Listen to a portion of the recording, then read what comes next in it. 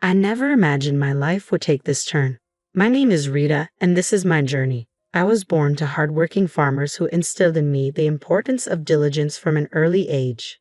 Our days began before dawn, tending to animals and crops. Life was simple then. I would go to school, return home, and help out on the farm. Weekends were devoted to family time and catching up on chores. I didn't know any other way of life, nor did I want to. Everything changed when I graduated high school.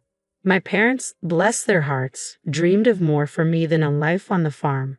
Rita, my dad said one evening as we gathered around the dinner table, your mom and I think you should go to college. Just like that, my world expanded.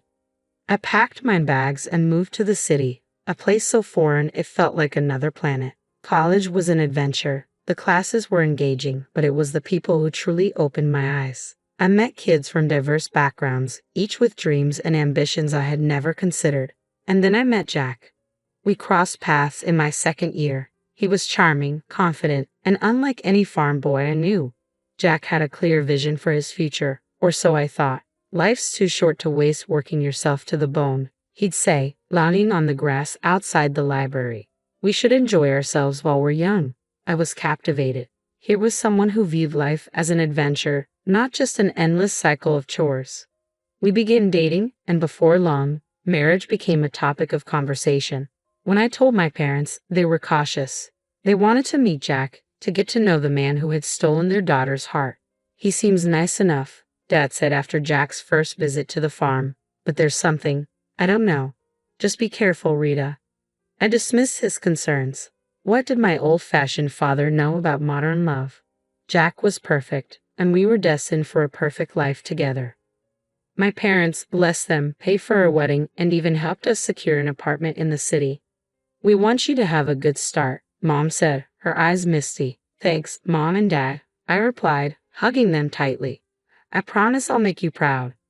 As Jack and I stood at the altar, exchanging vows and rings, I believed my life was set. I had a loving husband, a good job in the city, and a bright future ahead. The first couple of years of our marriage seemed fine, at least that's what I thought. Both of us were working, and we had settled into a comfortable routine. However, looking back, I can now see the cracks that were beginning to form. Do we really have to visit your parents' farm this weekend? Jack would complain every time I suggested it. It smells like manure, and your dad always wants me to help with something. I would sigh and try to reason with him. They're my family, Jack. They've done so much for us. Fine, he would grumble, but I'm not shoveling any cow crap. I brushed it off as typical city boy squeamishness. After all, I had grown up with those smells and chores. But now, I wonder if I should have seen it as a red flag. 2 years into our marriage, I was beginning to realize that things were not as perfect as I had thought. When I found out I was pregnant, I was over the moon. My parents were ecstatic. A grandchild, Mom squealed over the phone. Oh, Rita, we're so happy for you. But Jack's reaction was far less enthusiastic. A kid already? I guess that's okay, he said, his tone flat. I chalked it up to nerves, hoping he would warm up to the idea of being a father. My parents, bless their hearts, continued to support us wholeheartedly. They bought us a car and paid for vacations. I was grateful for their generosity, but Jack seemed to take it for granted. Of course they're helping us, he'd say. That's what parents do. When our son Tommy was born, my heart swelled with love all over again. But Jack struggled. Can't you keep that kid quiet? He complained when Tommy cried at night. Some of us have to work in the morning. I bit my tongue, reminding myself that we were both adjusting to parenthood. Life went on, and we visited the farm when we could. However, Jack's reluctance grew with each trip. Your dad wants me to help fix the tractor again, he'd grouse. I'm not a mechanic, for Christ's sake. I would watch my dad and Jack working together, both stained and sweaty. Dad would patiently explain each step while Jack grimaced and fumbled with the tools. Then tragedy struck. Within a year, both my parents passed away. I was devastated. They're gone, Jack. I sobbed into the shoulder. I can't believe they're gone. He patted my back awkwardly. It'll be okay. At least they left us the farm. His words jolted me. The farm, my family's legacy, and all he could think about was what we had inherited.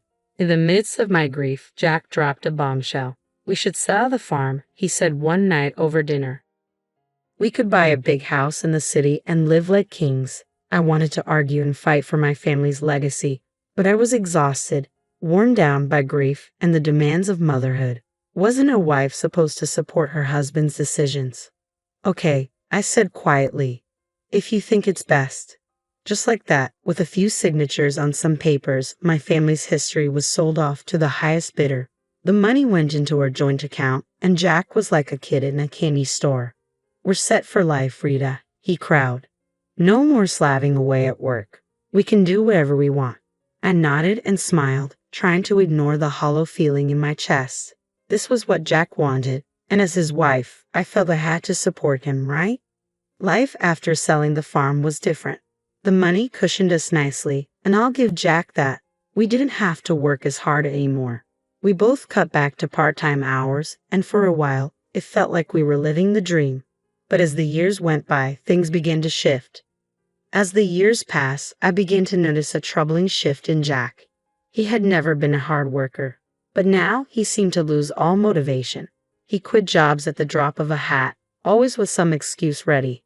That boss was a jerk, he'd say. They expected too much. I'm not a slave, you know. I tried to reason with him. Jack, we can't live off the farm money forever. We need to think about our future. He would wave me off, saying, Relax, Rita. We're set for life. Why work ourselves to death? Meanwhile, our son Tommy was growing up quickly. He graduated high school, then college, and before I knew it, he was working and living on his own. I was proud of him, but I miss having him around. One day, while flipping through the newspaper, a familiar name caught my eye. It was an article about a successful concrete production plant owned by Jack's Uncle Robert. Jack, I called out. Did you see this article about your Uncle Robert? His face darkened. I don't want to hear about that old tyrant, he snapped. I knew the story, at least Jack's version of it. His parents had died when he was young, leaving him in the care of his uncle. Jack had always told me how Robert had been overbearing and controlling, trying to force him into the family business. He never listened to what I wanted, Jack had said years ago. It was always about what he thought was best. So I left and started my own life. Looking at Jack now, lounging in his robe at 2 in the afternoon, I couldn't help but wonder if there was more to the story. Maybe it's time to make peace, I suggested gently. It's been years, Jack. People change. Jack's reaction was explosive. Make peace with that control freak. No way in hell, Rita. Drop it. I let the conversation go, but it left me unsettled. There was so much anger and resentment in him. I began to wonder what else Jack was carrying around, what other parts of himself he was hiding.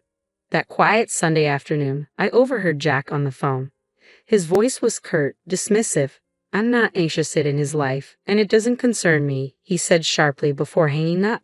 My curiosity got the better of me. Who was that, honey? His face was a mask of indifference. Hospital.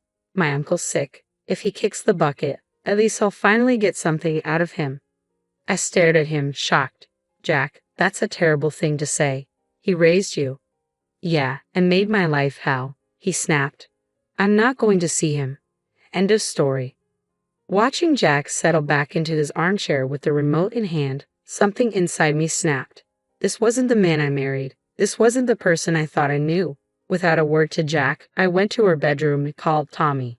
Hey, sweetie, I said when he picked up. How would you feel about meeting your great uncle? Tommy was surprised but agreed readily. An hour later, we were walking into the hospital, my heart pounding. That ICU was a maze of beeping machines and hushed voices. There, in a bed surrounded by monitors, lay Jack's Uncle Robert. He looked small and frail, nothing like the tyrannical figure Jack had described.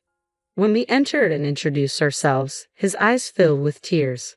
Rita, Tommy, he said, his voice weak but warm. Oh, I've wanted to meet you for so long.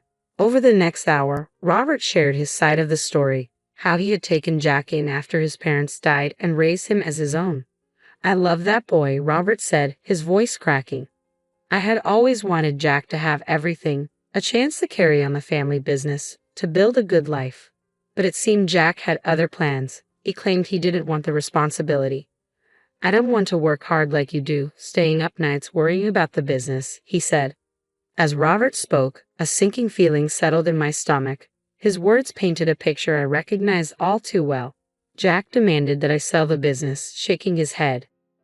He wanted me to set him up with a monthly allowance, an apartment, and a car. He said I owed him a carefree life. I glanced at Tommy and saw my own shock reflected in his eyes. That's not how life works, I told Jack firmly. Robert continued, insisting that money needed to be earned.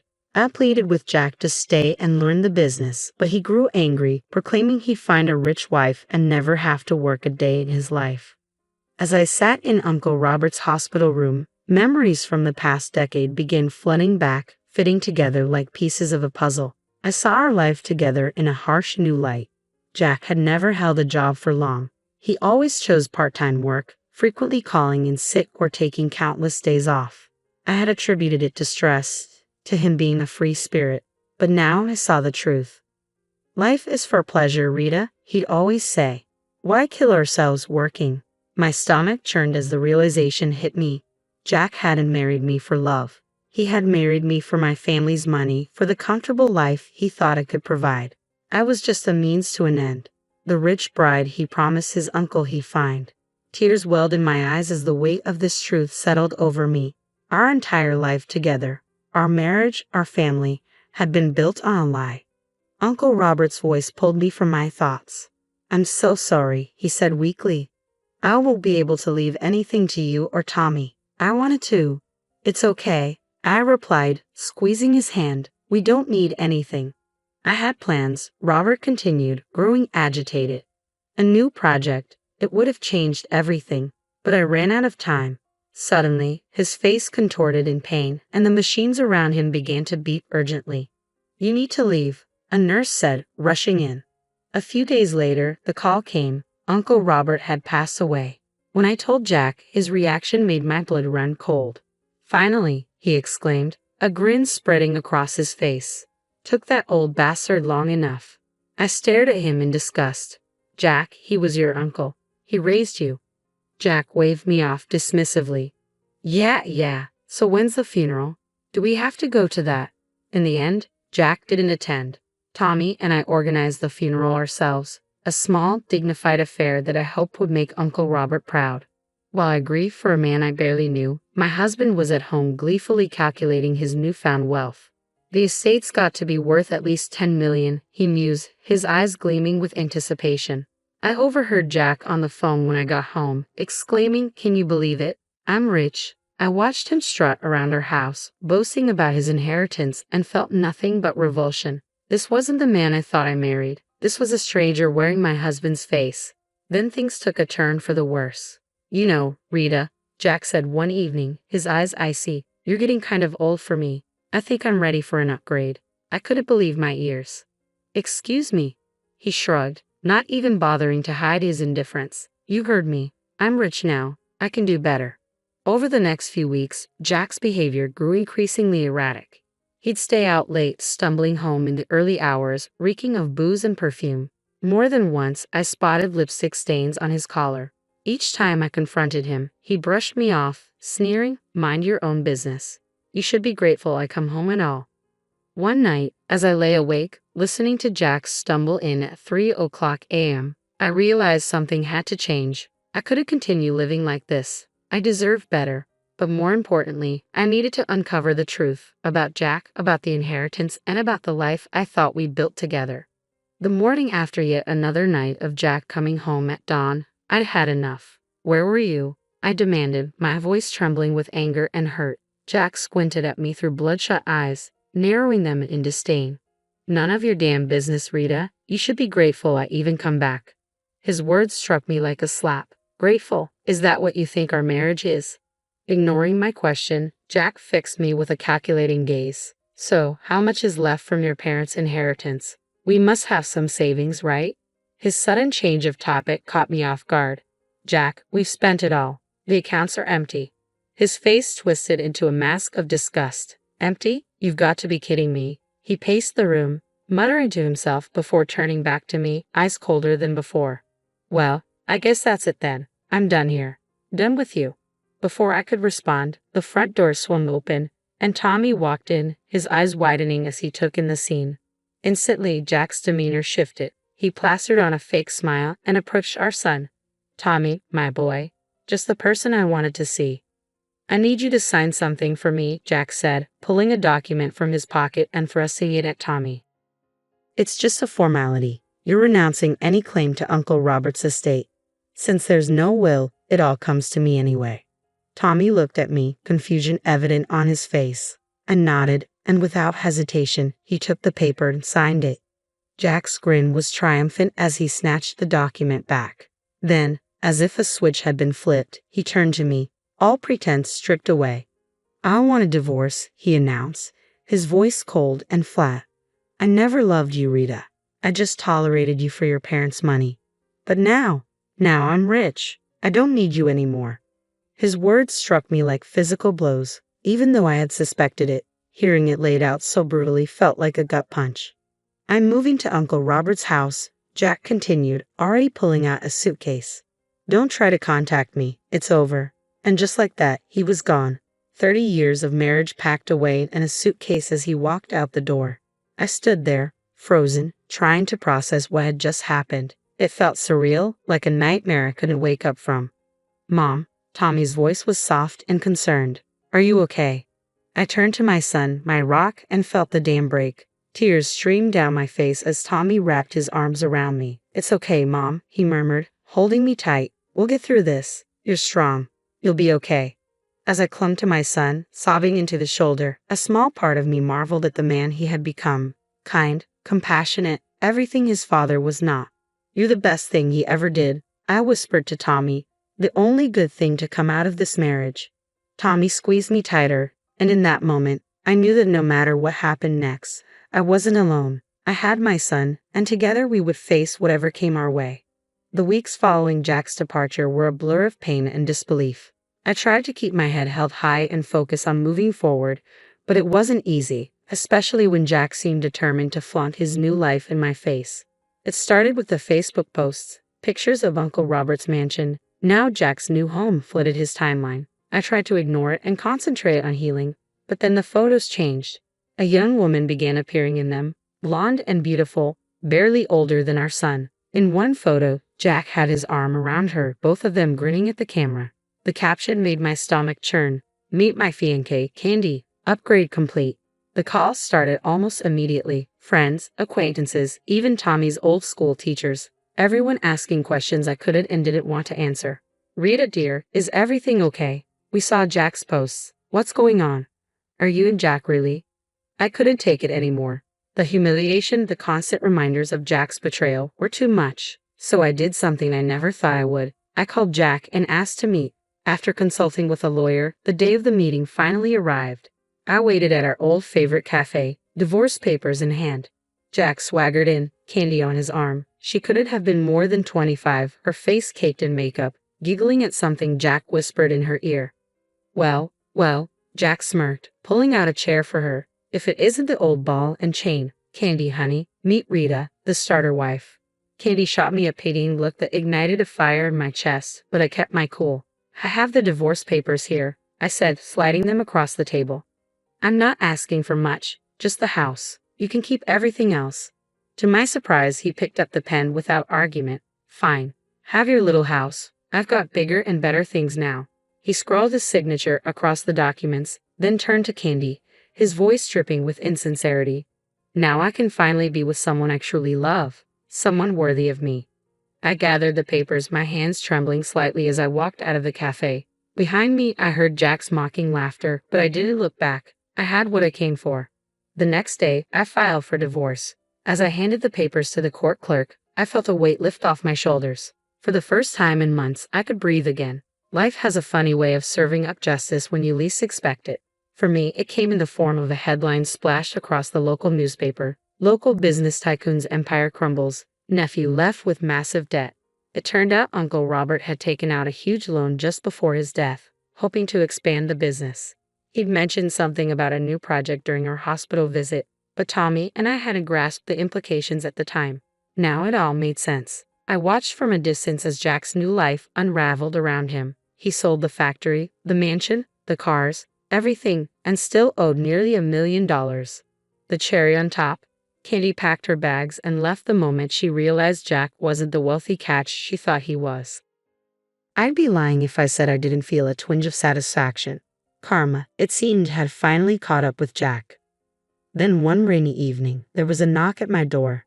I opened it to find Jack standing there, looking nothing like the smug, wealthy man who had walked out on me months ago. He was disheveled, his eyes red-rimmed and desperate. "Rita," he said, his voice cracking. "I have been such a fool. I see that now. Please, can we talk?" Against my better judgment, I let him in. For the next hour, I listened as Jack poured out his heart. He told me how he'd lost everything and how he had finally realized what truly mattered in life. "I was wrong, Rita," he said, his eyes pleading. "So wrong. But I see now that you were the only one who ever truly cared for me. The only one I've ever really loved." Then, to my utter disbelief, Jack got down on one knee and produced a small velvet box. "Rita, please give me another chance. Marry me again. Together we can overcome anything." For a moment, I was speechless. Then I did something that surprised even me. I laughed. It started as a small chuckle and grew into full-blown laughter, tears streaming down my face. Jack's expression fell. "What's so funny?" When I finally caught my breath, I looked him straight in the eye. "Oh, Jack, did you really think it would be that easy? That you could treat me like garbage, throw me away, and then come crawling back when things got tough?" His expression darkened. "Now listen here," he snarled, jumping to his feet. "This is my house too. I have rights." I calmly walked to the drawer where I kept our divorce papers, pulling them out and showing him his own signature. "No, Jack, you don't. You signed away any claim to this house. It's mine now. Get out, or I'll call the cops." For a moment, I thought he might argue further, but something in my expression must have told him I meant business. Without another word, he turned and stormed out, slamming the door behind him. As soon as he was gone, I called Tommy and told him everything. My wonderful son was supportive as always. "You did the right thing, Mom," he said. "I'm proud of you." Those words meant more to me than he could ever know. In the weeks that followed, I made some big decisions.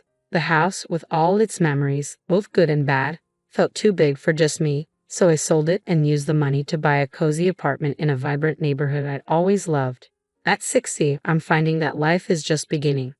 I've started traveling, visiting all the places Jack always promised we would, but never did.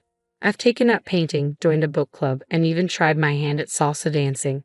Every now and then, I catch a glimpse of Jack around town. He looks older now, worn down by his mistakes and misfortunes. Life didn't turn out the way I expected, but you know what? I wouldn't have it any other way. Because now, for the first time in a long time, I'm truly completely happy, just me.